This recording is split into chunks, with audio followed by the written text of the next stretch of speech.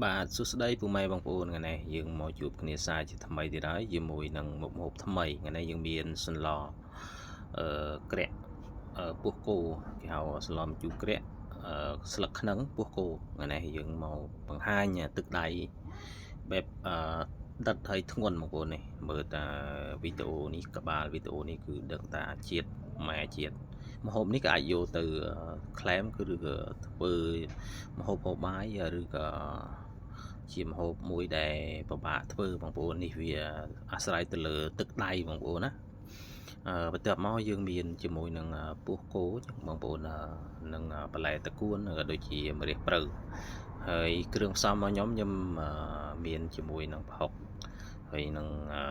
ស្លឹកខ្នឹងបុកជាស្រេចបងប្អូនហើយគ្រឿងអានេះភ្លីភាមុខម្ហូបនេះគេហៅថាស្លម្ជូរគ្រឿងពោះគោបងប្អូនណាហើយខ្ញុំក៏ឆ្នៃបំបែកទៅជាសឡម្ជូរគ្រឿងពោះគោកូនកាត់ស្លឹកខ្នឹងបងប្អូនណាហើយមុខម្ហូបនេះធានាថាឆ្ងាញ់ប្លែកបងប្អូនណាហើយមុខម្ហូបមួយមុខនេះគឺខ្ញុំធ្វើបែបបានទៅ copy ឬក៏ធ្វើតាមលំនាំទេធ្វើតាមអ្វីដែលខ្ញុំចូលចិត្តអញ្ចឹងហើយបងប្អូនអាចមើលវីដេអូនេះបានបើសិនជាចូលចិត្តធ្វើម្ហូបបែបរសជាតិដិតធ្ងន់អញ្ចឹងបងប្អូននេះយើងកូរគ្រឿងបងប្អូនហើយយើងដាក់ជាមួយនឹងខ្ទឹមបំពងមុខម្ហូបមួយមុខនេះយើងអាចដាក់ជាមួយគេហៅថាសម្លក្រៅឆ្នាំងបានបងប្អូនទឹកក្តៅដាក់បន្លែហូបបានប៉ុន្តែពោះខ្ញុំនេះខ្ញុំធ្វើរៀងប្រញាប់ដែរ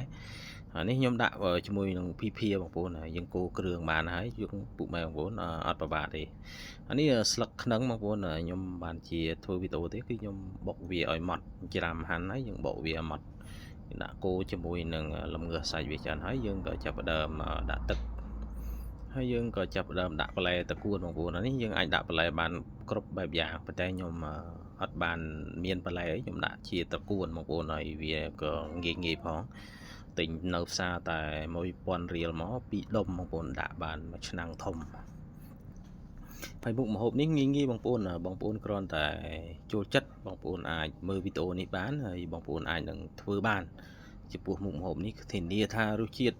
អេមបងប្អូនណាហើយជាមួយនឹងគ្រឿងក្លែមអីចឹងនេះឆ្អិនរួចរាល់ហើយបងប្អូនដាក់ជាមួយម្រះព្រៅដាក់ជាមួយនឹងឆ្នាំងភ្លើងអីចឹងនេះដឹងអេមហើយដាក់បន្លែមកអីយើងអាចថាហត់ក្តៅអីចឹងណាហើយចំពោះម្ហូបនេះគឺ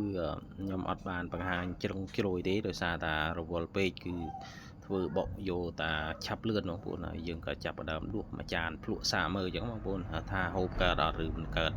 បើសិនជាហូបអត់កើតយើងមិនបាច់ឲ្យគេទេអញ្ចឹងយើងបានតិចមកកំប៉ុងនេះដាក់ជាមួយនឹងមកកំប៉ុងទៅហើយដើម្បីថាបាយឆ្ងាញ់អញ្ចឹងបងប្អូនហ្នឹងហើយបងប្អូនអរគុណជួបគ្នានៅវីដេអូក្រោយអរគុណជួយ like ជួយ share ម្នាក់មួយផងអរគុណ